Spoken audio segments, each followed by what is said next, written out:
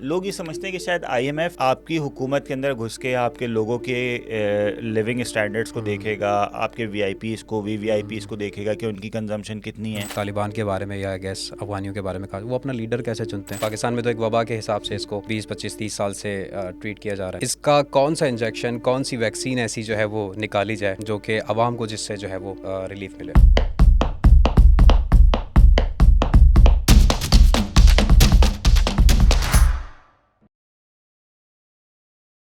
जी अस्सलाम वालेकुम, मेरा नाम है अली कासिम और मैं मौजूद हूँ आपके इस नए शो के साथ जिसका नाम है सियासी सवाल विद अली कासिम। हमारे साथ मौजूद हैं कासी हारिस साहब और टॉपिक हमारा ऑब्वियसली मुल्क की करंट सिचुएशन के ऊपर हम लोग आज डिस्कस करने जा रहे हैं। महंगाई जो एक ऐसा तूफ़ान है जिसके बारे में 20-25 साल से हर बंदा इस बारे में बात करता है, सुनता है, समझता है, उस चीज़ से गुज़र भी रहा है। लेकिन ये वबा, ये परेशानी कब से शुरू हुई, बिगाड़ कहाँ पर पैदा हुआ और कहाँ पर जाके ये वबा रुकेगी फाइनली, क्योंकि अब हालात ऐसे हो चुके हैं कि अब लोगों के बस से बाहर सब चीज़ें हो चुकी हैं। तो आइए हम लोग डिस्कस करते हैं काजी साहब के साथ और उनसे कुछ इस बारे में सवाल करते हैं। माशाल्लाह इनकी काफ़ी नॉलेज है इस बारे में। तो अस्सलाम वालेकुम सर, कैसे हैं आप? वालेकुम अस्सलाम, अल्हम्दुलिल्लाह। सर आप कैसे हैं? खैरियत से? अल्लाह का शुक्र, बिल्कुल सही। अच्छा काजी साहब, सबसे पहले तो ये बताइएगा कि ये महंगाई का जो एक वबा है, बेसिकली पाकिस्तान में तो एक वबा के हिसाब से इसको 20, 25, 30 साल से ट्रीट किया जा रहा है। इसका कौन सा इंजेक्शन, कौन सी वैक्सीन ऐसी जो है वो निकाली जाए जो कि आवाम को जिससे जो है वो रिलीफ मिले। दुखती रग पे आपने हाथ रखा है कौम की इस वक्त बहुत। और वो जिस तरह आप कह रहे हैं ना बला है, मैं तो समझ रहा हूँ अब जैसे आखिरी राउंड की बला होती है ना, बिल्कुल सबसे खतरनाक बला लग रहा है स्नो शायद। ब्रदर्स की। हाँ, लग रहा है शायद वो आ गई इस वक्त। अच्छा, मैं एक हैरत अंगेज़ बात अगर आपसे डिस्कस करूँ ना कि मैक्रो इकोनॉमिस्ट ये कहते हैं कि महंगाई बुरी चीज़ नहीं है। ठीक है।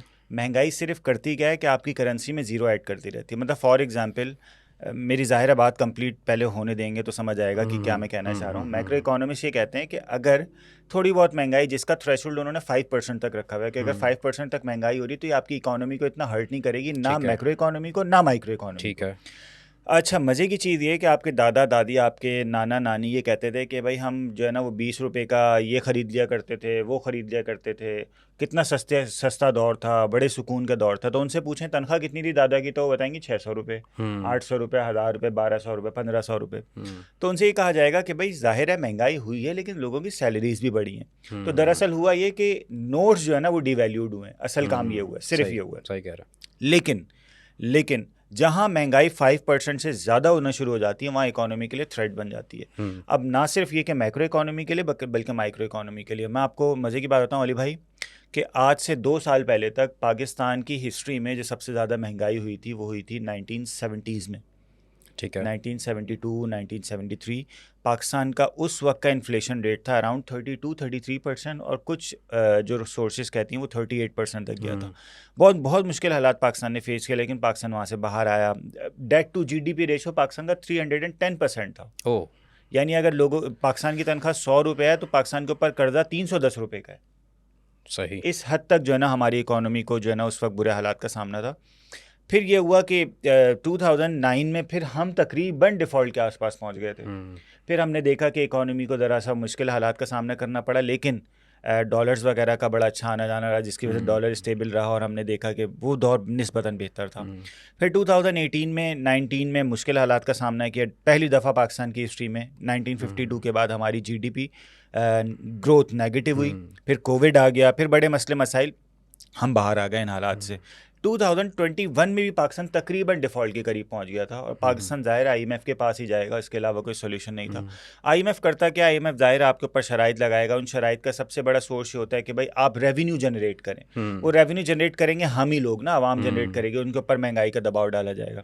पाकिस्तान ने पिछले 2 सालों में बहुत होशरुबा महंगाई का सामना किया। और लिटरली वो जो आप कह रहे थे ना अभी ऑफ द कैमरा हम बात कर रहे थे कि पहले लोग बोलते थे सही है महंगाई है, महंगाई बहुत मुश्किल है वो, लेकिन इस दफ़ा वाकई वो फील की है, वो फील चीज़ की गई है कि एक तो होता है गैर महसूस तरीके से महंगाई हो रही है, एक बाकायदा महसूस हो गई महंगाई। महसूस हो गई, बिल्कुल। मेरे ख्याल में ना 2 बड़ी चीज़ें जिसने आपकी इस इकोनॉमी को ना ख़ास तौर पे इन्फ्लेशन को बहुत ज़्यादा इफेक्ट किया है। एक ऑयल रेट, ये फ्यूल का जो पेट्रोल, दूसरा इलेक्ट्रिसिटी।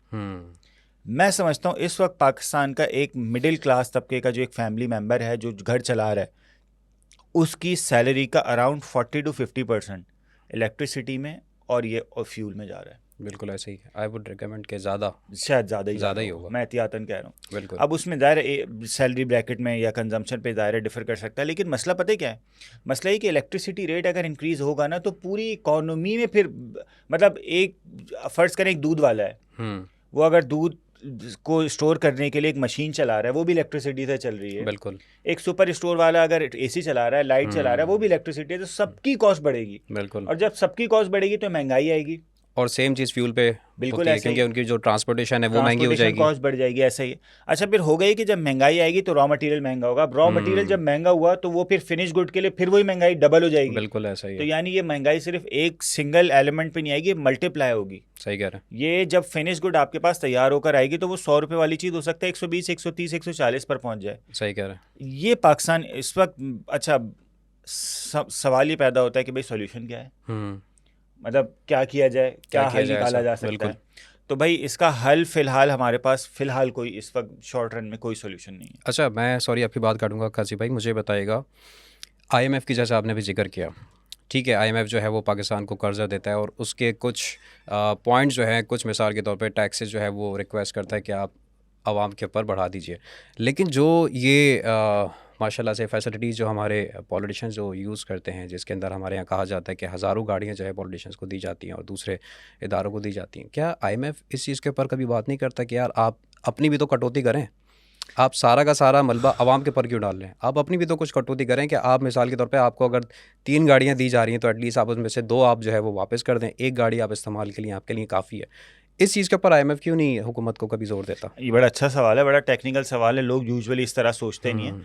लोग ये समझते हैं कि शायद IMF आपकी हुकूमत के अंदर घुस के आपके लोगों के लिविंग स्टैंडर्ड्स को देखेगा, आपके VIPs को VVIPs को देखेगा कि उनकी कंजम्पशन कितनी है, फिर कंपेयर करेगा कि आम लोगों पे कितना दबाव आ रहा है। IMF ये नहीं करता। बिल्कुल IMF ये नहीं करता। सही। IMF सिर्फ आपको बताता है, IMF आपको पैसे देगा और IMF आपको बताएगा ये करो तो इस तरह आप मेरे पैसे वापस करने के काबिल हो जाओगे। सही। और अगर आप ये नहीं करते तो फिर आप कम से कम रेवेन्यू किसी और सोर्स से जनरेट कर लें। सही। यानी मज़े की चीज़ बताऊं आपको कि 2021 में, बल्कि हाँ 2021 में जब खान साहब और IMF का मुज़ाकरात हुए तो खान साहब ने एक बड़ी अच्छी चीज़ IMF के सामने रखी कि भाई आप जो हमें लोन देंगे हम उससे रेवेन्यू जनरेट तो कर लेंगे, लेकिन मसला है कि मैं चाह रहा हूँ गरीबों पे लोड ना आए। तो 200 यूनिट से कम कंज्यूमर जो हैं हम उनके रेट्स नहीं बढ़ाएंगे। IMF ने बोला हमें कोई प्रॉब्लम नहीं है, ना बढ़ाएं, लेकिन ये पैसे ना बढ़ाने से जो रेवेन्यू आपका कम हो रहा है वो किसी और सोर्स से जनरेट करें। तो उन्होंने फिर ये किया कि वो स्लैब सिस्टम वगैरह में थोड़ा रेट उस तरफ बढ़ा दिया जहाँ पे ज़्यादा कंजम्पशन हो रही थी, या दूसरे लोगों पे प्रोग्रेसिव टैक्स बढ़ाया। पता है सोचने का मसला ये, सोचने की बात यह है कि दरअसल सारा का सारा लोड आवाम पर आ रहा है, और ख़ास तौर पे आवाम में उन लोगों पर जो पहले ही फाइलर्स हैं। ये गालिबन जो PTA के जो टैक्सेस वाला जो सीन था ये खान साहब की हुकूमत में स्टार्ट हुआ था। हाँ जी, वो बिल्कुल ऐसा ही है। PTA के जेन जी को वैसे इतना आइडिया नहीं, वरना वो इतना ज़्यादा सपोर्ट नहीं करते हैं, हाँ, क्योंकि PTA के सबसे ज़्यादा टैक्सेस जो है ये खान साहब की हुकूमत के अंदर ही स्टार्ट हुए थे। ऐसा ही है। बिल्कुल। अच्छा, ये बहुत अच्छी चीज़ है। ये बहुत अच्छी चीज़ है। किस तरीके से? एज एन इकोनॉमिस्ट अगर या स्टूडेंट ऑफ इकोनॉमिक्स अगर आप देखें ना, देखें लोग जो है ना यूजुअली ये काम कर रहे थे, हो भी रहा था उस वक्त, कि बाहर से फ़ोन वगैरह ला के लोग यहाँ पे यूज़ कर रहे थे। टेक्नोलॉजी एक अच्छी चीज़ है, लेकिन प्रॉब्लम ये इस टेक्नोलॉजी से गवर्नमेंट को जो फ़ायदा पहुँचना चाहिए, गवर्नमेंट के ऊपर लोड्स आ रहे हैं ना। मतलब ना सिर्फ ये कि टेक्नोलॉजी के लिए आ रहा है कि भाई फॉर एग्जांपल इतने सारे फ़ोन्स आएंगे, वो यूज़ होंगे, सिम्स निकलेंगी, फिर ज़ाहिर टावर्स पे लोड है, फिर आपको इंटरनेट पे एक अच्छी स्पीड चाहिए होगी। जब जितना ज़्यादा कंजम्पशन बढ़ती रहेगी तो दायरे गवर्नमेंट का भी उसमें कुछ ना कुछ रेवेन्यू होना चाहिए। जितनी इंपोर्ट्स हैं, मैं कहता हूँ जितनी भी इंपोर्ट्स हैं उसमें गवर्नमेंट लाजमी तौर पे टैक्स लगाए। इंपोर्ट्स को करना है मिनिमाइज। देखें पाकिस्तान का ना सबसे बड़ा मसला है बैलेंस ऑफ ट्रेड जो है ना वो नेगेटिव है। पाकिस्तान की चीज़ें जो बाहर जा रही हैं, जो एक्सपोर्ट्स हैं वो कम है, इंपोर्ट ज़्यादा है। सही। अब ये प्रॉब्लम पिछले 70 सालों से सॉल्व नहीं हुआ है ना, मुझे समझ आ रहा है कि अगले 10 साल में सॉल्व होगा। क्यों? क्योंकि पाकिस्तान में ऑयल नहीं है। पाकिस्तान अपनी इलेक्ट्रिसिटी का तकरीबन अराउंड 70% ऑयल, गैस या अपना कोयले से जो है ना वो प्रोड्यूस करता है। पाकिस्तान अपनी लोकल इलेक्ट्रिसिटी का जो वो है उसका सिर्फ 10% प्रोड्यूस करता है पाकिस्तान। सही। बाकी 90% के लिए पाकिस्तान को इधर उधर हाथ पाँव मारना पड़ता है। सर यहाँ पे सॉरी एक सवाल आपसे करूँगा। अभी हालिया एक हफ़्ते पहले पता चला कि एक फला किसी सिंध के इलाके में दोबारा से गैस के ज़ख़ायर जो है वो दरियाफ़्त हुए। सर ये ज़ख़ायर जाते कहाँ हैं? सर जी बहुत अच्छा क्वेश्चन है। सिर्फ एक न्यूज़ आती है अवाम के पास, सिर्फ एक न्यूज़ आती है, एक किसी भी न्यूज़ चैनल से बता दी जाता है कि फ़ला फ़ला पाकिस्तान के इलाके में जी बड़ी खुशखबरी गैस के ज़ख़ायर मिले। बाद में वो ज़ख़ायर कहाँ जाता है? ये आवाम को क्यों नहीं उस बारे में ब्रीफ दिया जाता कि जी इसको हमने इस तरीके से यूटिलाइज़ कर लिया? देखिए कंदकोट वगैरह इधर या फ़िरोज़ाबाद गालबन या फ़िरोज़पुर में ज़ख़ायर अभी दरियाफ्त भी हुए। दादू में अच्छे खासे ज़ख़ायर मिले हैं। अच्छा, सुई के बारे में आप बचपन से सुनते आ रहे थे कि दुनिया के बड़े ज़ख़ायर में से एक था। बिल्कुल बिल्कुल। लेकिन एक चीज़ है कि आपके पास करोड़ों रुपया भी हो ना, अगर आप अयासी से खर्च करेंगे ना तो एक वक्त आएगा वो ख़त्म हो जाएंगे। बिल्कुल ऐसा ही है। पाकिस्तान ने 2000s में जिस तरह CNG किट्स गाड़ियों में जिस तरह लगानी शुरू की, इंपोर्ट्स की, और जिस तरह कंजम्पशन करनी शुरू की ना, उसका हमें बहुत नुकसान उठाना पड़ा। बिल्कुल ऐसा ही है। और इस वक्त हम इस हालात पर हैं, लिटरली मैं सही बता रहा हूँ आपको, कि बावजूद ये कि कंदकोट में जो है ना वो डिस्कवर हुए हैं, इधर दादू में भी डिस्कवर हुए हैं, बलूचिस्तान के भी कुछ एरियाज में गैस के ज़ख़ायर निकले, बावजूद इन दरियाफ्त के अगर हमने इसी तरह कंज्यूम करते रहे जिस तरह हम गैस कंज्यूम कर रहे हैं, तो आज से 15-20 साल के बाद हमारी नई जनरेशन के लिए गैस हमारे पास नहीं होगी। सर 10 बजे के बाद तो वैसे ही नहीं होती, वैसे ही नहीं होती। हाँ 10 बजे के बाद वैसे ही नहीं होती, 10 साल बाद तो 10 बिल्कुल ही बजे नहीं के होगी। 1 बजे की बिल्कुल ही नहीं होगी। मुझे लग रहा है हम वो इंडिया की तरह, जैसे इंडिया के अंदर सिलेंडर इस्तेमाल किए जाते हैं, मिडिल ईस्ट के अंदर सिलेंडर मेरे ख्याल इस्तेमाल में किए ना जाते हैं, ये हम उसी पे आ जाएंगे मेरे ख्याल से स्टार्ट 10 कर साल देना बाद। चाहिए अभी से। देखें इसका ना एक चीज़ मैं बताऊं आपको, एक साइकोलॉजिकल इफेक्ट भी होता है। आप गैस सिलेंडर भरवाने जा रहे हैं, वापस ला के लगा रहे हैं, ये जो अजियत है ना, ये आपको इस बात में मजबूर करेगी कि आप एहतियात से खर्च करें उस गैस को। सही कह रहे हैं। ये अच्छा कतर है ना, मैं मजे की चीज़ बताऊं आपको, दुनिया में शायद कतर का तीसरा या चौथा नंबर है गैस ज़ख़ायर में। जी बिल्कुल। लेकिन कतर में घरों में गैस नहीं आती है। कतर यही गैस सिलेंडर्स पे चल रहा है।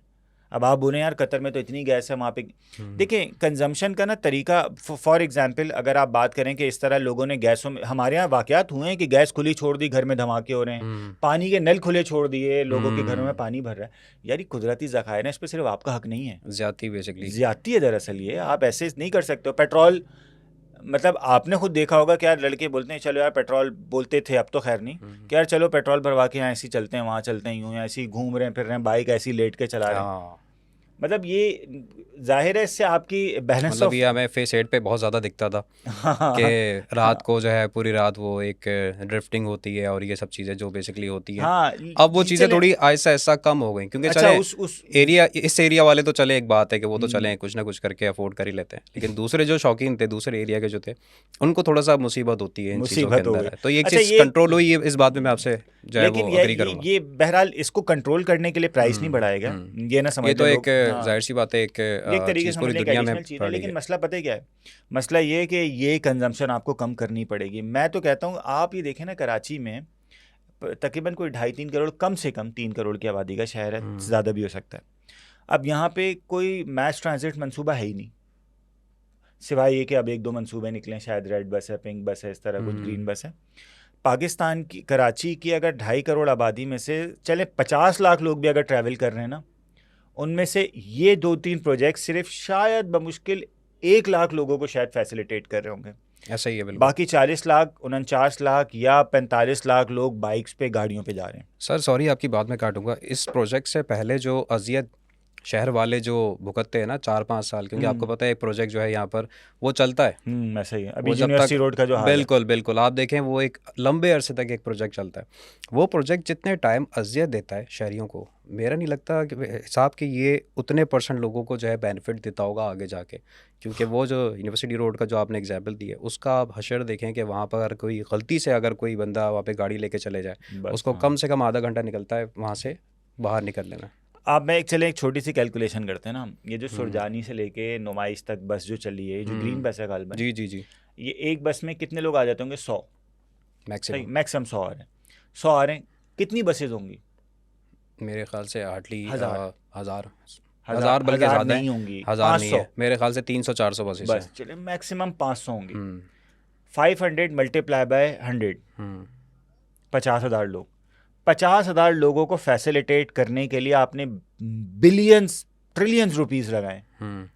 सिर्फ 50,000 लोगों को फैसिलिटी, और वो 50,000 लोग कौन है? सुरजानी से नुमाइश तक बीच में एक भी इंडस्ट्रियल एरिया, न्यू कराची का थोड़ा बहुत लगता है, बाकी बीच में कोई ऐसी इंडस्ट्रीज नहीं है कि जहाँ पे आपने उन लोगों को फैसिलिटेट किया हो कि जिनको वाकई करना चाहिए। जो आपने लेबर तबका है, लेबर तबका या जो आपकी इकोनॉमी में रोल प्ले कर रही है, वो कौन है? जो खाला के घर जा रहे हैं ग्रीन बस में बैठ के, पुप्पो के घर जा रहे हैं, ज़्यादातर लोग वो है। अब बिल्कुल। मसला क्या है? मसला ये है कि हम चूंकि इन चीज़ों को सोच नहीं रहे। एक मैस ट्रांजिट मंसूबा होना चाहिए जिसमें होगा ये 10 गाड़ियाँ चल रही हैं, उनकी जगह एक बस चलेगी, पेट्रोल कंजम्पशन कम होगी।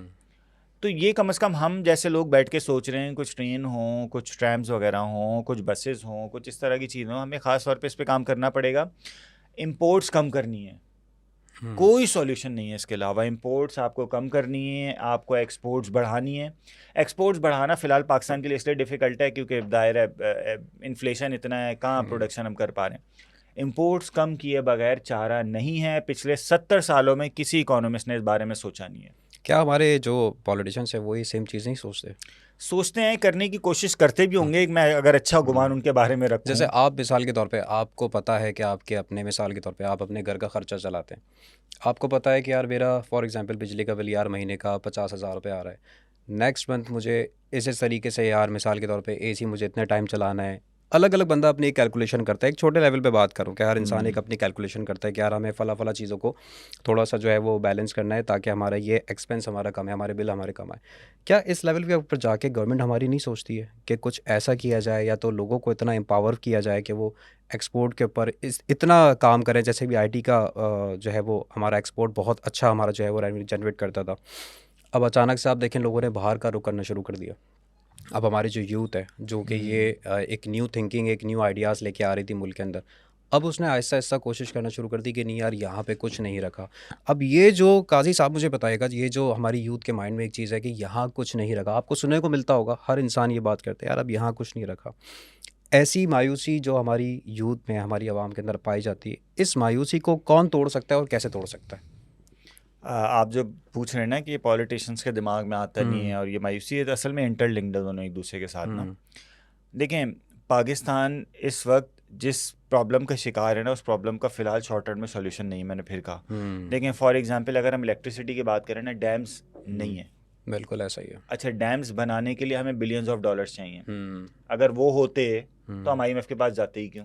सर बीच पे हुआ था ना वो, फिर वो आवाम खुद मायूस हो गई हाँ, बाद में। अच्छा वो भी देखें ना आप, मतलब मज़ा का खेज चीज़ें होती हैं। 1200 अरब रुपए चाहिए डैम बनाने के लिए, और एक नेशनल कैंपेन चलाई, और कितने रुपए? मेरे ख्याल में शायद 10 अरब रुपए जमा हुए थे, तकरीबन 9-9.5 अरब रुपए जमा हुए। सही है, वो भी रखवा के आपने शायद उस पर कुछ प्रॉफिट लेने शुरू किया। अल्लाह बेहतर जानता है क्या सूरत हाल है, मुझे इस चीज़ का अंदाजा आवाम ने बहुत बड़े लेवल पे सपोर्ट किया था इस कॉज को। लेकिन आवाम थोड़ी करेगी ये काम। बिल्कुल ऐसा ही है।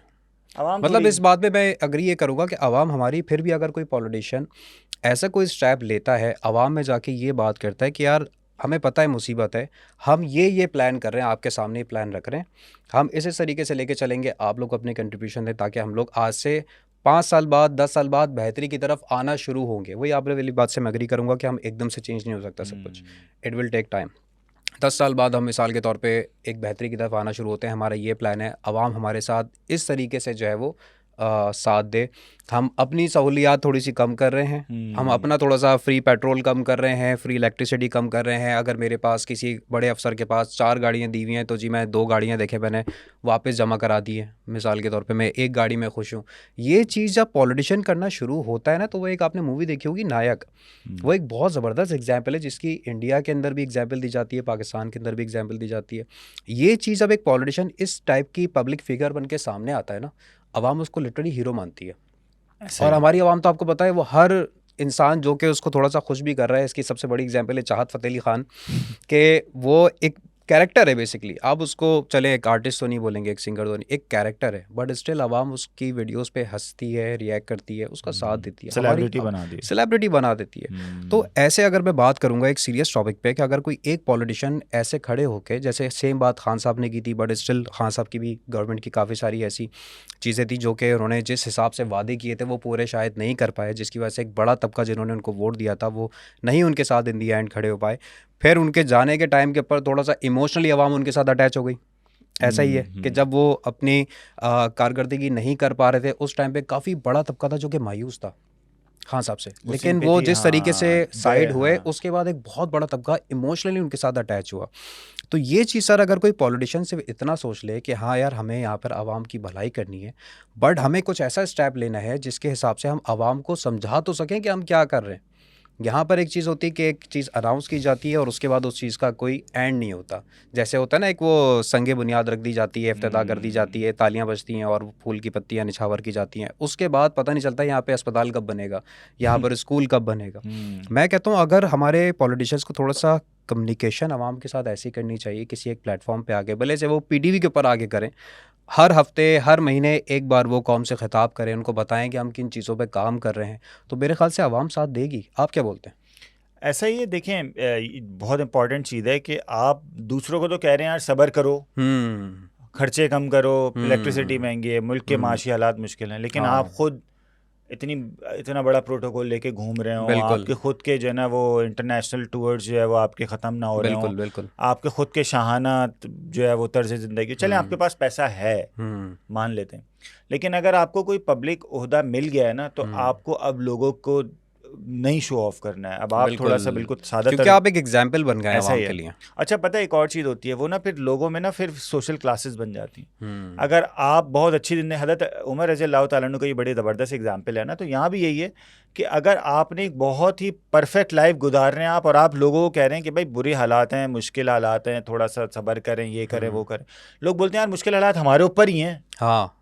आप तो या आपके तो फलानी मिल चल रही है और आप तो हम्म ये। अच्छा, मज़े की चीज़ ये है कि टैक्सेस लगाते वक्त भी आप थोड़ा सा इधर लेवरेज दे देते हैं, तो यार इसका मतलब ये आपकी नीयत साफ नहीं है। आपकी नीयत साफ नहीं नीयत तो है। हाँ, आप लोगों से तो कह रहे हैं कि मैं मुल्क के लिए बड़ा अच्छा काम कर रहा हूँ और मुल्क के माशी हालात मुश्किल हैं, सही हो जाएंगे ये वो। इस वक्त आपको चाहिए कि अगर आप चाहते हैं कि पाकिस्तानी कौम थोड़ी सी आपको ज़रा वो करे, तो यार आपको अपनी ज़िंदगी बिल्कुल 180 डिग्री पे चेंज करनी और पड़ेगी। चेंज के साथ मेरे हिसाब से आपको, जैसे बड़ी अच्छी आपने एग्जांपल दी हज़रत उमर की, कि उन्होंने कितनी बड़ी बड़ी जो है वो जगहों को फ़तह करने के बाद भी वो एक चटाई पे सोते थे। ऐसा ही है। और जब बादशाह दूसरे जगहों के जब वो आते थे, उनको विज़िट करते थे, तो वो हैरान हो जाते थे कि मतलब इतने बड़े बादशाह जिन्होंने इतनी बड़ी बड़ी जगहों को फ़तह किया है, वो एक चटाई के ऊपर एक ईंट के साथ सो रहे हैं। ऐसा ही। तो ये चीज़ जो बेसिकली होती है, ये चीज़ आवाम को मेरे हिसाब से अगर इनकी कम्युनिकेशन स्किल्स थोड़ी सी बेटर हो जाए, या ये एक होती है ना इंसान की एक पर्सनल विल भी होती है, मुझे अगर 10 इंसान दिए जाएं किसी ऑफिस के अंदर कि मुझे इनको लीड करना है, मैं कोशिश करूँगा काजी साहब कि मैं उनके साथ कम्युनिकेट करूँ, उनकी प्रॉब्लम्स को सुनूं। ठीक है, अच्छा यार तुम्हें क्या मसला है, अच्छा यार तुम्हारा ये इशू है, तुम अपने टाइमिंग ये चेंज कर लो, मैं उनसे कम्युनिकेट करूँगा ना। अब आपको एक 24 करोड़ 25 करोड़ की आपके साथ आवाम है, आपको पता है कि एक तबका ऐसा भी है जो कि रेंट पर रहता है, जो कि बिजली का बिल नहीं दे सकता। काफ़ी सारे केसेस हमारे सामने सुसाइड के आते हैं जो कि काफ़ी सीरियस मैटर होते हैं। इस टाइप का तबका जब आपको पता है कि हमारे मुल्क का पिस रहा है महंगाई के अंदर, इन सब चीज़ों के अंदर, उस टाइम पे आप अगर आके सिर्फ ये बोलते हैं ना कि जी आपको सहना पड़ेगा, तो वो आवाम के अंदर एक फ्यूल बन के, एक आग बन के एक निकल जाता है कि यार हमें क्यों सहना पड़ेगा भाई, और क्या, हम मतलब हमने गलती की, हम हम पाकिस्तान में पैदा हुए, ऐसे ही। हमारी क्या गलती है, आप भी तो पाकिस्तान में पैदा हुए हो, आप तो नहीं सह रहे, हम सह रहे हैं। तो मेरे ख्याल से अगर ये एक इस टाइप का कोई स्टेप लिया जाए हमारी गवर्नमेंट की तरफ से कि हमारे प्राइम मिनिस्टर साहब, ऑनरेबल प्राइम मिनिस्टर साहब, या जो है वो कोई ऐसे हमारे उनके कम्युनिकेशन के, उनकी कैबिनेट के उनके कोई लोग हों जो कि आके आवाम से कम्युनिकेट किया करें, एटलीस्ट बताएं आप कि आप क्या कर रहे हैं। हम एक छोटी सी एग्जांपल है कि बिल्डिंग के अंदर एक यूनियन होती है, हर बिल्डिंग में एक यूनियन छोटी सी होती है, एक प्रोजेक्ट में यूनियन होती है, इलाके के अंदर एक होता है ना ज़िम्मेदार होते हैं। हम ज़िम्मेदार से तो लाजमी जो है वो पूछते हैं, ज़िम्मेदार बताता है जी हम फ़लाँ ये पानी के लिए हम लोग ये काम कर रहे हैं, फ़लाँ चीज़ के लिए हम लोग ये काम कर रहे हैं। तो इस तरीके से क्या होता है कि उस इलाके के लोगों का उस ज़िम्मेदार के ऊपर एक भरोसा बढ़ता है। हाँ यार ठीक है, एटलीस्ट खड़ा हुआ है, काम करा रहा है, हमें बता रहा है ये मुसीबत पेश आई है, काम नहीं हो रहा, इस चीज़ का इसने हमें बताया कि काम क्यों नहीं हो रहा। यहाँ पर मेरे ख्याल से आवाम के अंदर गुस्सा इसलिए पैदा होता है क्योंकि उसको बताया नहीं जाता, उसको बस बजट दे दिया जाता है, ये है जो भी है यही है, इसी में जीना है, इसी में मरना है, हम अपना लाइफस्टाइल चेंज नहीं करेंगे, आपको अपने जो है लाइफस्टाइल आपको चेंज करना है। अली भाई, गुज़िश्ता दिनों मैंने एक पीटीआई के एक लीडर की पोस्ट देखी, अब अल्लाह बेहतर जानता है वो सच है या गलत है। उन्होंने लिखा कि पिछले दौर में भी और इस दौर में भी, उन्होंने एक फ़िगर लिखा था, मैं फ़िगर इसलिए मेंशन नहीं कर रहा क्योंकि दायरा मेरी रिसर्च नहीं है उस पर, करोड़ों रुपए उन्होंने करोड़ों से भी ज़्यादा, उन्होंने मेरे ख्याल में शायद अरबों रुपए का कुछ इस तरह कोई वो किया था कि सालाना अरबों रुपए सदरे ममलुकत की गाड़ियों पे खर्च होता है। बिल्कुल ऐसा ही है। मैंने एक फिगर पढ़ा था 2016 में 15 में कि करोड़ों रुपये सिर्फ पार्लियामेंट लॉजिस के कारपेट चेंज होने पे खर्च होते हैं। सर अभी 2 दिन पहले की न्यूज़ है कि करोड़ों रुपए खर्च हुए हैं सिर्फ लॉन को मेंटेन करने के लिए, जो लॉन होता है ना उसको मेंटेन करने के लिए करोड़ों रुपए खर्च किए गए यार हैं। ये ज्यादती है ना, मतलब ये आप गरीब मुल्क है ना हम। बिल्कुल बिल्कुल सर, गरीब मुल्क तो सिर्फ आवाम के लिए है ना। हाँ मतलब ये क्यों, अच्छा वही चीज़ है ना कि एक बंदा मुझ जैसा और आपके हम्म जैसा बंदा अगर ये देख रहा है कि यार फलाने इतने करोड़ रुपए लोन पे खर्च हो रहे हैं हम्म और मेरे बच्चों के लिए, एक्सपेक्टेड के बच्चों के लिए रात को खाना नहीं है घर पे, बिल्कुल। तो ये खलीज बन रही है, या आप फिर ये लावा फटेगा, अल्लाह ना करे। सर बल्कि कराची का एक हॉस्पिटल है, सिंध गवर्नमेंट हॉस्पिटल है ये लियाकताबाद के अंदर। हम्म, उसका आपको पता है कि इमरजेंसी का सारा सामान चोरी हो गया। या ये अल्लाह। अभी एक हफ्ते पहले की बात है, पूरा सामान चोरी हो गया। मतलब आप इमेजिन कर सकते हैं भाई, कोई तो गार्ड होगा, गवर्नमेंट का अस्पताल है, सामान भी मतलब बड़ी बड़ी मशीन्स चोरी करके लेके गए। और कैसे लेके गए कि थोड़ा सा एक पार्ट लेके चले गए, दूसरा पार्ट लेके चले गए। मतलब कि वो मशीन क्या कोई इस्तेमाल नहीं कर रहा था। या अल्लाह। आप देखें ये हमारा गवर्नमेंट हॉस्पिटल्स का, हमारे जो है वो गवर्नमेंट के इदारों का ये हाल है। तो आप और मैं, हम लोग तो ये सोचते हैं ना, मिसाल के तौर पे अभी जैसे हम टैक्स के ऊपर बात करते हैं, टैक्स की अभी जो है वो चर्चा चल रही है सब जगह पर। आप ये बोलेंगे काजी साहब कि मैं गवर्नमेंट को टैक्स दे रहा हूँ, मुझे उसका बेनिफिट क्या मिल रहा है? हाँ। एक सीधी सी बात है ना। हम्म, मैं अपने बच्चों को प्राइवेट हॉस्पिटल लेके जा रहा हूँ, मैं अपने बच्चों को प्राइवेट स्कूल के अंदर पढ़ा रहा हूँ, मैं जो है वो हर चीज़ का टैक्स दे रहा हूँ। पानी में अपने घर के अंदर जो है वो मिनरल वाटर फिल्टर जो है वो केन देने के लिए आते हैं, और मैं अपने घर के अंदर पानी पेड यूज़ कर रहा हूँ। घर के अंदर मैं जो है या तो बोरिंग करा रहा हूँ या टैंकर डलवा रहा हूँ, ठीक है ना। लाइन के लिए, पानी के लिए मुझे इधर उधर हर जगह एप्लीकेशन देनी पड़ती है गार्ड मैं कोई। गलियां बिठा रहा हूँ। हाँ, मैं जो है वो हर लिहाज से मैं सब चीज़ें जो है मैं प्राइवेट कर रहा हूँ। मैं टैक्स किस चीज़ का दे रहा हूँ? एक और क्या। आम इंसान के अंदर ये एक सवाल पैदा हो रहा है, अब हर इंसान में सवाल पैदा हो रहा है कि चलें ठीक है, मैं मानता हूँ कि कई हद तक हमारा पाकिस्तान का तबका टैक्स नहीं देता था।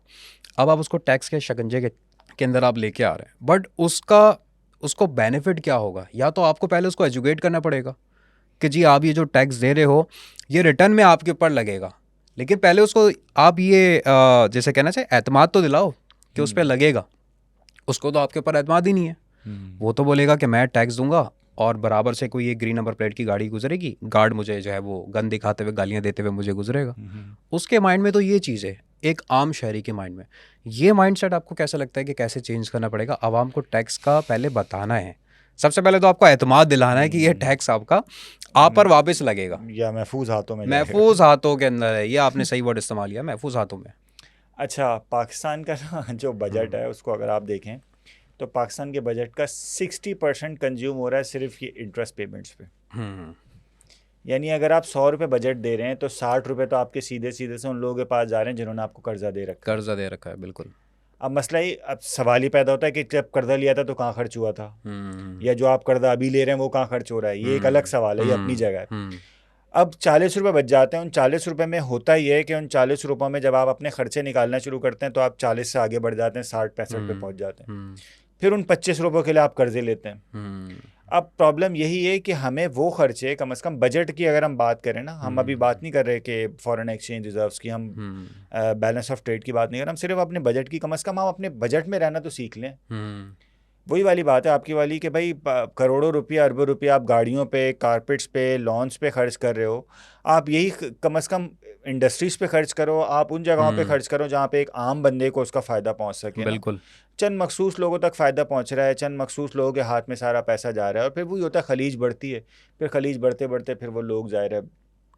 इसका सोल्यूशन देखें, मेरे ख्याल में ना चीज़ें बेहतर करने का सोल्यूशन का जो है ना एक ही तरीका है, वो ये है कि एक तो अच्छी नीयत वाले लोग ऊपर आएँ, दूसरे के अच्छे विजन वाले लोग ऊपर आएँ। अच्छी नीयत वाले ढूंढे कैसे जाएंगे? सबसे बड़ा मसला तो यहाँ पे ये है। हाँ, ये एक मसला है। अच्छी नीयत वाले लोग कैसे ढूंढे जाएं कि हमें पता हो कि यार ये इंसान हमारा जो लीडर बन के आया है, या ये इंसान हमारे इलाके का भी मिसाल के तौर पे होता है ना कि एक नाजिम है फलाना ढिमकाना, ये पता कैसे चलेगा काजी साहब कि ये इंसान अली भाई, इसका अच्छा है? आसान सा सोल्यूशन ये है कि आप इंसानों पर से ना डिपेंडेंसी ख़त्म करें। आपका सिस्टम इतना स्ट्रांग हो हम्म कि 100 लोग मिलके भी करप्शन ना कर पाएँ।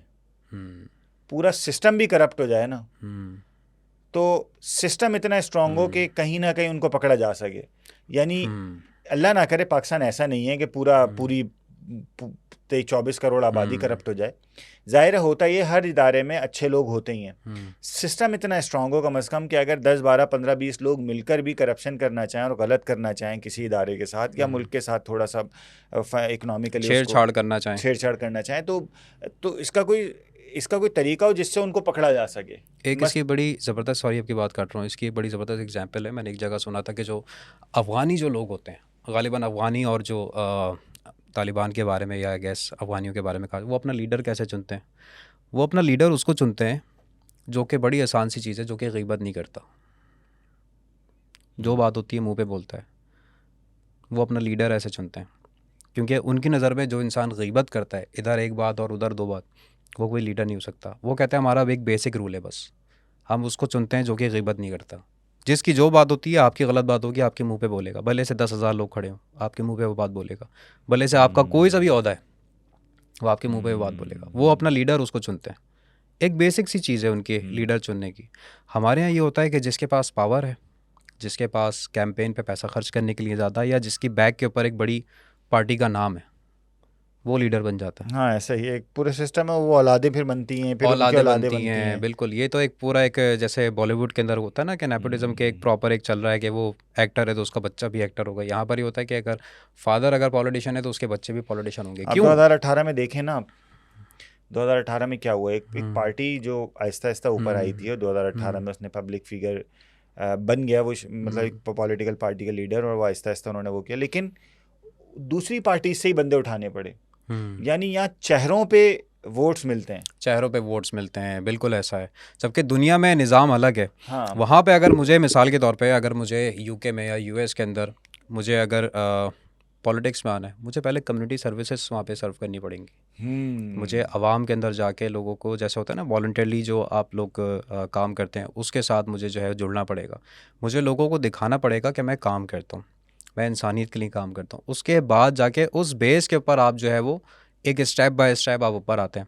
पहले काउंटी होती है, उसके बाद फिर स्टेट होता है, सिटी, स्टेट, दैन उसके बाद फिर आप आगे जाते हैं। कितना अच्छा निज़ाम है। हाँ। कि वहाँ पे पहले आप अपने इलाके को सर्व करो, उसको आप अपने इलाके को मुतमईन कर लो, फिर आप शहर को मुतमईन कर लोगे। शहर मुतमईन हो गया, मुल्क मुतमईन हो जाएगा आपसे। सर, कितना सिंपल है। यहाँ पे आप 8 साल असेंबली के गुजार के अचानक से आपकी डिग्री जाली निकल आती है। बिल्कुल सर, पायलट की डिग्री जाली निकल जाती है। अभी कुछ टाइम पहले मैंने एक न्यूज़ पढ़ी थी कि PIE के इदारे में जो पायलट के जो बेसिकली सारे टेस्ट वगैरह लेते थे, वो साहब जो थे वो सुन नहीं सकते थे। मेडिकल टेस्ट जी, सोचें सारा। वो मेरे ख्याल में मुकम्मल बहरा तो नहीं होगा, वो जाहिर है मुकम्मल बहरा तो आसानी से पहचान लिया जाता है। हो सकता है शायद वो एक स्टैंडर्ड लेवल जो चाहिए होता होगा जहाज, वो बट शायद जो इंसान खुद एक चीज़ से, हाँ, एक medically तकलीफ unfit से है। मेडिकली अनफिट है, वो दूसरे लोगों को कैसे फिट कर सकता है?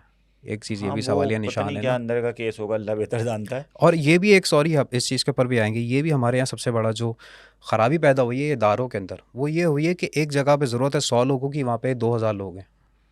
पॉलिटिकल भर्तियाँ हैं, सही है। अच्छा, इससे जो है ना, मतलब मसला ये है कि सरकार हुकूक दे रही है ना सैलरी। अभी हमारे जो वो हैं मिनिस्टर ऑफ फाइनेंस, उनका बयान आया है कि भाई हमारे ऊपर इस वक्त जो सबसे ज़्यादा लोड है ना, वो है पेंशन्स का। अभी आया ही मेरे ख्याल से न्यूज़ चल रही है कि ये पेंशन्स के ऊपर जो है ये ऐसा ऐसा ख़त्म करेंगे। 10 साल से 20 साल से आगे आपको जो है वो यही ना, देखें इश्यूज़ होंगे। आपने वही वाली बात है कि 4 बंदे काम कर सकते थे, आपने उसके लिए 15 बंदे 20 बंदे हायर कर लिए, सिर्फ इसलिए कि जो बंदा वहाँ हायर होगा तनख्वाह तो उसको सरकार देगी ना। आपके ऊपर क्या जा रहा है? आपका ज़रा वोट बैंक बढ़ जाएगा कि इसने मुझे सरकारी तनख्वाह वो दिलाई है, बिल्कुल मुलाजमत दिलाई। इससे क्या होगा, वो इदारे ठप होगा। आप ये देखें, पाकिस्तान में एयर ब्लू काम कर रही है, पाकिस्तान में एयर फ्लाई जिना काम कर रही है, पाकिस्तान में सीरीन है, इनके जहाज़ भी हैं, इनके ये जाहिर है टैक्स भी दे रहे हैं गवर्नमेंट को, प्रॉफिट में है। PIE के जहाज़ भी फुल जा रहे हैं, PIE के टिकट्स भी इन्हीं के आसपास ही हैं। PIE करोड़ों रुपए अरबों रुपए के लॉस में। मतलब क्या मसला है भाई? वो प्रॉफिट में क्यों और ये क्यों लॉस में? आपकी लॉस में हो।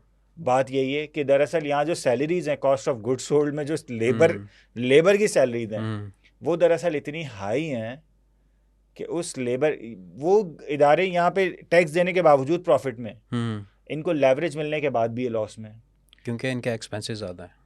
सीधी सीधी सी बात है। और अब सेकंड फिर वो चीज़ आती है आपकी सर्विस के ऊपर भी। इकोनॉमिक्स का रूल है ना, वो जो law of diminishing marginal utility का, वो यही है कि आपने 4 बंदे काम कर रहे थे, आपने उनके ऊपर 6 बिठाए ना, तो 8 बिठाए, 10 बिठाए, 15, तो वो 4 जो काम कर रहे थे ना, वो भी सोचेंगे यार ये काम नहीं कर रहे हैं, इनको सैलरी मिल रही है, हम भी नहीं करते, सैलरी हमें ही मिल जाएगी, काम कम है और लोग ज़्यादा हैं। तो फिर होगा ही वो 4 भी काम नहीं करेंगे। हाँ। और वो यही हम देखते हैं कि हर जगह आए दिन जो है ना, वो सरकारी इदारे में ये हो गया, वो हो गया, फलाना ढिमकाना एक्सेट्रा। क्यों? क्योंकि अब वहाँ, अच्छा मज़े की बात ये कि वो जो बंदे हायर किए जा रहे हैं ना, वो भी पता नहीं कॉम्पिटेंट होते होंगे या नहीं होते होंगे, अल्लाह बेहतर जानता है। लगता बधायर ऐसा है कि कॉम्पिटेंट भी नहीं होते। आपने वो वीडियो देखी होगी कि सरकारी स्कूलों के जो वो असातिज़ा एहतजाज कर रहे थे, उनसे एक बंदा इंटरव्यू लेने के लिए पहुंच गया, उससे बोला भाई वो साइंस की स्पेलिंग क्या है, तो वो पता नहीं SCNC पता नहीं क्या बोल दिया उसने। सही है, वो तनख्वाह वो बैठा हुआ एहतजाज कर रहा है, मेरे ख्याल में शायद BPS 14 या 15 का टीचर था वो, और उसकी सैलरी यहाँ पे कोई 70 या 80 हज़ार रुपये सैलरी है उसकी। वो एहतजाज कर रहा है, उसको साइंस की साइंस की स्पेलिंग स्पेलिंग नहीं आती, और वो साइंस का टीचर था। और उसने जितने बच्चों को पढ़ाया होगा, क्या ही पढ़ाया होगा, अल्लाह रहम करे उन बच्चों के ऊपर। वो फिर बच्चे आगे साइंस आपको पता है फिर बिल्कुल क्या, बिल्कुल ऐसा ही है। वो क्या ही पढ़ाया होगा अच्छा काजी साहब, आप कराची पर आते हैं, स्पेसिफिकली कराची की बात करते हैं। कराची का आपको क्या लगता है कि क्या पीपल्स पार्टी ही हमारा मुकद्दर है हमेशा? क्योंकि MKM ने बीच में, MKM को तो खैर ये है कि उनके बेचारों के साथ ख़ुद बहुत ज़्यादा चीज़ें डिस्टर्ब हुई हैं, कभी कुछ हो गया, कभी कुछ हो गया, कभी एक अलग पार्टी बन गई, फिर सब एक साथ आ गए। वो एक जो है ना, जैसे एक व्हाट्सएप ग्रुप हम लोग बना रहे होते हैं ना आपस में, उनके साथ ये चीज़ चलती रहती है। कराची का क्या आपको लगता है कि बेटरमेंट की तरफ ये शहर कब जाएगा? क्योंकि जिस हिसाब से यहाँ पर चले महंगाई, वो तो चले पूरे मुल्क में है, सब चीज़ें हैं, लेकिन यहाँ पर जो सबसे बड़ा ये जो स्नैचिंग का और ये जान से मार देने का जो एक रिवाज एक पैदा हो गया है, जिसके अंदर अब डर नहीं रहा, उनको डाकुओं को बिल्कुल डर नहीं रहा।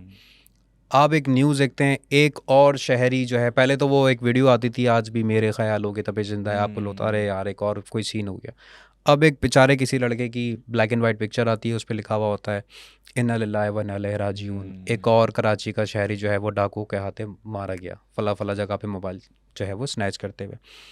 क्या हमारा शहरी जो है वो इसी जहनी अजियत के अंदर रहेगा? और ये फिज़िकली मेंटली एक कितना ज़्यादा चैलेंजिंग होता है एक यूथ के लिए, एक लड़के के लिए जो कि घर से कमाने निकल रहा है, उसको नहीं पता मैं वापस जाऊँगा नहीं जाऊँगा घर, रास्ते में कोई मार देगा, रास्ते में मोबाइल छीनते हुए कोई ऐसा हो जाएगा, रात को लेट नाइट अगर जॉब कर रहा है तो उसको ये डर है कि यार रात को मैं टाइम से पहले घर पहुंच जाऊं, बाइक जो है वो तेज़ भगाता हुआ जा रहा है, अल्लाह ना करे उस बीच उसके साथ कुछ हो सकता है। मतलब एक मेंटली अजियत के अंदर एक बंदा रह रहा है, वो क्या अपने जॉब में क्रिएटिविटी दिखाएगा, क्या वो अपना दिमाग चलाएगा? इस हिसाब से आपको नहीं लगता कि हम लोग जो है वो जहनी अजियत के अंदर रह रहे हैं? मतलब एक खौफ है कराची में अगर देखा जाए। साइकोलॉजिकली बहुत ज़्यादा। अच्छा, जो आपने जुमला कहा था ना, मुझे लगता है जो आपने कहा था कि भाई अब कुछ नहीं रखा है यहाँ पे, मुझे लगता है ये सारा इस जुमले के पीछे जो सारा मवाद है ना, जो सारा रीज़न है, एक्चुअली जो वजह है वो ये है। ट्रू। इंसान ही कहता है कि यार चलो मुश्किल हालात हैं, लेकिन घर वालों के साथ मैं रह लूँगा, दाल रोटी चटनी खा लेंगे। लेकिन अगर इंसान को ये लगे ना यार जिंदगी नहीं रहेगी तो फिर क्या है, मैं ही नहीं रहा तो घर वाले मैं क्या नहीं रहा करेंगे? तो फिर क्या घर वाले, फिर इंसान ये सोचता है कि नहीं यार यहाँ पे कुछ नहीं रखा। अच्छा, उन लोगों के पास चूंकि रिसोर्सेज भी नहीं होती तो वो बेचारे दायर है, उन लोगों के पास क्या, हम में से अक्सर मेजॉरिटी के पास नहीं है। अब प्रॉब्लम ये है कि जाहिर है कराची जैसे सिटी को ना 2-3 इश्यूज़ का सामना है। पहला इशू तो ये है कि यहाँ पे जो पार्टी वोट लेती है वो पार्टी सूबाई गवर्नमेंट नहीं बना पाती, और जब वो सूबाई गवर्नमेंट नहीं बना पाती तो 18वीं तरमीम के बाद ख़ास तौर पे चूँकि हमारे ऊपर ख़र्चा सूबा कर रहा होता है तो इस वजह से हम महरूम रह जाते हैं। दूसरी चीज़ ये है कि यहाँ के लोग जो अगर फॉर एग्जांपल किसी एक्सवाइजेड पार्टी को सपोर्ट कर रहे हैं, वो अगर विफाक में है भी, जिस तरह भी आपने 2018 के बाद देखा था, तो वो भी 2019-20 में प्राइम मिनिस्टर साहब आए, 1100 अरब रुपए का ऐलान करके गए, वो वादे भी पूरे नहीं हुए। उनको भी इतना ज़्यादा इस वजह से इतना ज़्यादा कराची की फ़िक्र नहीं है क्योंकि 372 सीटों में से 270 जो 342 में से 270 जो सीटें हैं नेशनल असम्बली की, वो पंजाब में तकरीबन कोई 130-140 के करीब पंजाब से निकलती हैं, तो ज़्यादातर पंजाब में लोगों का इतना वो रहता है कि वहाँ से सीटें ले लो, नेशनल असम्बली में अक्सरियत मिल जाएगी। बिल्कुल। तो अब ये चीज़ जो है ना कराची के लिए बड़ी महरूमी का बाइस बनती है। पता नहीं इसका क्या सोल्यूशन हो सकता है। कुछ लोग कहते हैं कि अलग सूबा बन जाए तो शायद कोई सोल्यूशन निकल आए। कुछ लोग ये कहते हैं कि भाई वो जो लोकल बॉडी गवर्नमेंट है वो अगर अगर इफ़ेक्टिवली काम करे, और वाकई ऐसा ही है, मुझे बताया यही लगता है कि जो लोकल गवर्नमेंट्स हैं वो इफ़ेक्टिवली काम करें, वो ज़रा थोड़ा प्रेशर डालें सूबाई गवर्नमेंट्स पे, तो शायद थोड़ी सी बेहतरी आ सकती है। लेकिन मुल्क की सलामती और सिक्योरिटी के लिए कराची का पुरअमन होना बहुत ज़रूरी है। क्या आपको लगता है कि के इलेक्ट्रिक को जितना ज़्यादा एक फ्री हैंड दिया गया वो एमकेएम ने दिया? नहीं, मेरा बधाई नहीं ख्याल। अच्छा। हाँ, किसी पॉलिटिकल पार्टी का इतना बड़ा रोल नहीं हो सकता, क्योंकि होता रीज़न ये है कि ये है फॉरेन इन्वेस्टमेंट ना, कि इलेक्ट्रिक की फॉरेन इन्वेस्टमेंट आती है आपके पास, कुछ कुछ इश्यूज लेकर आएगी कि भाई क्या इस बात की क्या श्योरिटी है कि हम प्रॉफिट में होंगे, हमें लॉस भी तो हो सकता है। तो आप कहते हैं भाई हम हमारे श्योरिटी रिटर्न ऑफ इन्वेस्टमेंट क्या है हमारी? हाँ, हम श्योरिटी, गवर्नमेंट ये कहती है हम इस बात की श्योरिटी आपको देते हैं कि आपके अगेंस्ट हम कोई कंपैटिटर खड़ा नहीं होने देंगे, और जहाँ आपको लॉस होने लगेगा हम आपको फलानी एडजस्टमेंट के नाम पे हम उस लॉस को रिकवर सब्सिडी दे करें। देंगे, कुछ भी कर अब देंगे। हाँ, अच्छा मजे की चीज़ ये है कि है तो प्राइवेट, लेकिन चूंकि मॉनेटरी पॉलिसी में हम टैक्सेस कलेक्ट ही इलेक्ट्रिसिटी और फ्यूल से रहें, तो इस वजह से के इलेक्ट्रिक के ऊपर भी के इलेक्ट्रिक के रेवेन्यू का एक बहुत बड़ा हिस्सा टैक्सेस में जाता है। तो के इलेक्ट्रिक का इतना बड़ा रोल नहीं है महंगाई में, जितना बड़ा रोल एक्चुअली गवर्नमेंट का है। वो गवर्नमेंट का भी क्या है, वो आईएमएफ ने थोड़ी शराइत लगाई हैं। तो अब मसला ये है कि के इलेक्ट्रिक अगर फॉर एग्जांपल चाहे कि मुझे पड़ रहा है पर यूनिट 20 रुपये में 25 पे बेचूं, तो गवर्नमेंट बोलेगी आप 25 का नहीं बेच सकते, आप 45 का बेचें, 20 रुपये हमें दें। तो ये भी एक बड़ा इशू है। तो के इलेक्ट्रिक भी, हाँ ये कहा जा सकता है कि के इलेक्ट्रिक की परफॉर्मेंस पे बात की जा सकती है, लेकिन रेट्स वगैरह तो चाहे वापडा हो, चाहे के इलेक्ट्रिक हो, चाहे हैस्को, जो हैपको है, जो भी वो तो गवर्नमेंट। अच्छा, एक चीज़ के अंदर मैं उनकी तरफदारी नहीं करूँगा, लेकिन एक चीज़ के अंदर वो अपनी जगह वो भी राइट हैं कि कुछ इलाकों में जहाँ पे लोड शेडिंग होती है वहाँ पे चोरी भी होती है। जैसे कई सारे इलाके हैं जहाँ पे मेरी रिहाइश है, वहाँ पे लोड शेडिंग नहीं होती क्योंकि वहाँ पे चोरी नहीं होती। वहाँ पे कभी अगर मिसाल के तौर पे कोई फॉल्ट अगर आ जाता है तो उनका मैसेज आ जाता है और वो बता देते हैं कि हमारी मेंटेनेंस है या फलाना ढिमकाना, वो बता देते हैं। लेकिन जिन इलाकों के अंदर लोड शेडिंग होती है, ये बात सच है कि वहाँ पे चोरी ज़्यादा होती है। वो अपना मौक़िफ़ ये रखते हैं कि हम इसको रिकवर कैसे करेंगे।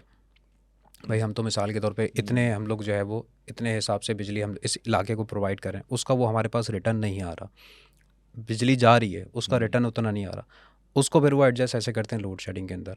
तो ये एक, आपको नहीं लगता कि ये एक कुछ ना कुछ एक ऐसा इशू है जो कि गवर्नमेंट को आगे बढ़ के सॉर्ट आउट करना चाहिए? कंपनी, इसका मतलब है एफिशिएंट नहीं है, कंपनी का काम ही यही है फॉल्ट को पकड़े ना। जहाँ चोरी हो रही उस बंदे को पकड़े, वो उस चोर का मतलब पूरे इलाके के ऊपर उसका चोरी का इल्ज़ाम आ जाता है। ऐसा ही है ना, आपको करना ही चाहिए। अब आपको भी इस बात का अच्छे तरीके से अंदाज़ा होगा कि खुद कई जगहों पे वो लोग खुद भी इन्वॉल्व होते हैं। बिल्कुल ऐसा ही है। वो ये कहते हैं कि यार हम ऑपरेशंस यहाँ कर नहीं सकते विदाउट एनी पुलिस और या सिक्योरिटी एजेंसीज के, तो हम छूट दे देते हैं और हम एक स्पेसिफिक अमाउंट उनसे ले लेते हैं और लोड शेडिंग बढ़ा देते हैं। ये सॉल्यूशन नहीं है ना। ये काम आपको करना है कि बिजली चोरी को पकड़ना है। कौन चोर है आप उसको जाके सजा दें, उसके घर का बिल, क्योंकि एक इलाके में सभी तो चोर नहीं होंगे ना। सब तो नहीं होंगे भाई, 20% होंगे, 30% होंगे, 50 होंगे। उसकी चोरी का इल्ज़ाम आपने 70% लोगों पे अगर डाल दिया तो वो 70% बेचारे जो है वो किस तरीके से अपना जो है वो गजर बजर करेंगे। क्योंकि 3-3 4-4 घंटे और क्या एक लोड शेडिंग एक इलाके में हो रही है। अभी एक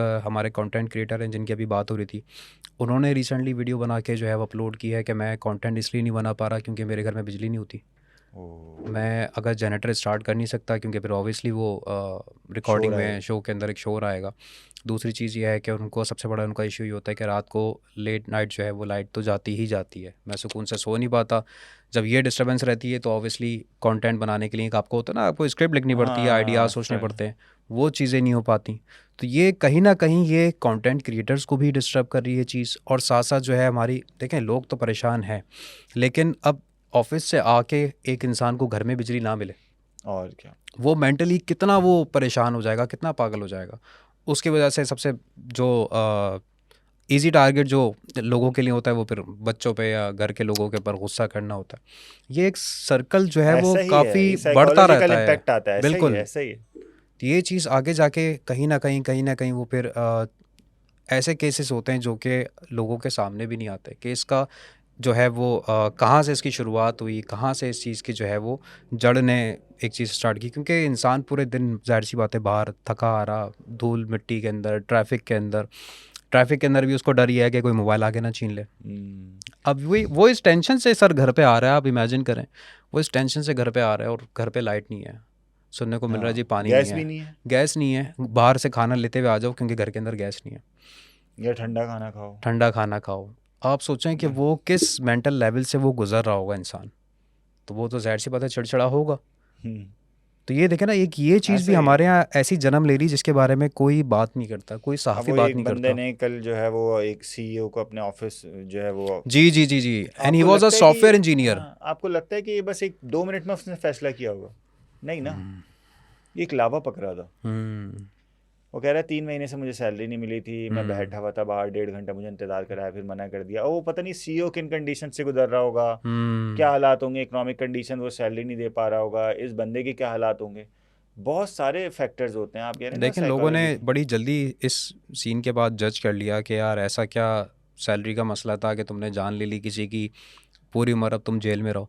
आपने सही बोला कि वो किस मेंटल लेवल से गुजर रहा था ये आपको नहीं पता, वो किन हालात से गुजर रहा था। उसके पास हाँ, पता नहीं वो सैलरी लेने आया था, वापस जाने के पैसे भी उसके पास थे या नहीं थे। कत्ल को जस्टिफाई तो नहीं किया जा सकता, हाँ, लेकिन रीजंस तो फाइंड आउट करें। रीजंस देखें, वो हाँ। 3 इडियट्स की बात है ना कि सर सुसाइड ऐसे नहीं होती, एक बैकग्राउंड पे कुछ ना कुछ जो है वो चल रहा होता चल है। रहा होता है। हम्म। बड़ी अच्छी उसके अंदर मूवी के अंदर एग्जांपल दी है। हम्म। तो मेरे ख्याल से काजी साहब आज के लिए इतना जो है वो हमारी ऑडियंस के लिए काफ़ी रहा। हम्म। और नेक्स्ट इंशाल्लाह हम लोग कोशिश करते हैं कि नेक्स्ट एपिसोड के अंदर कुछ नए टॉपिक्स के साथ, नए गेस्ट के साथ हम आपको जो है वो एंटरटेन करें। साथ में आप लोग भी अपने सवाल भेज सकते हैं, आप लोग कमेंट करके बता सकते हैं कि आपको ये शो कैसा लगा, कोई अपना फीडबैक देना चाहें, कोई आप लोग सवाल करना चाहें, या नेक्स्ट गेस्ट को आप अगर चाहते हैं कि जिनसे हम सवाल करें और उनसे पूछें आपके मसाइल, तो वो आप लाजमी आप रेकमेंड करें। चैनल को लाजमी सब्सक्राइब किएगा और बाकी तो सारी चीज़ें आपको पता है। बहरहाल मेरे साथ मौजूद थे काजी हारिस साहब और मैं आपका होस्ट अली कासिम। शो का नाम था सियासी सवाल। तो नेक्स्ट एपिसोड में इंशाल्लाह आपसे फिर मुलाकात होती है किसी नए गेस्ट के साथ, नए टॉपिक के साथ। टॉपिक हमारा ये सेम होगा और टॉपिक वही होगा जो कि आपके बेसिकली सवाल आते हैं, जो कि हमारे थ्रू हम उनसे पूछेंगे जो आपके नुमाइंदे हैं। अपना ख्याल रखिएगा। अल्लाह हाफ़िज़।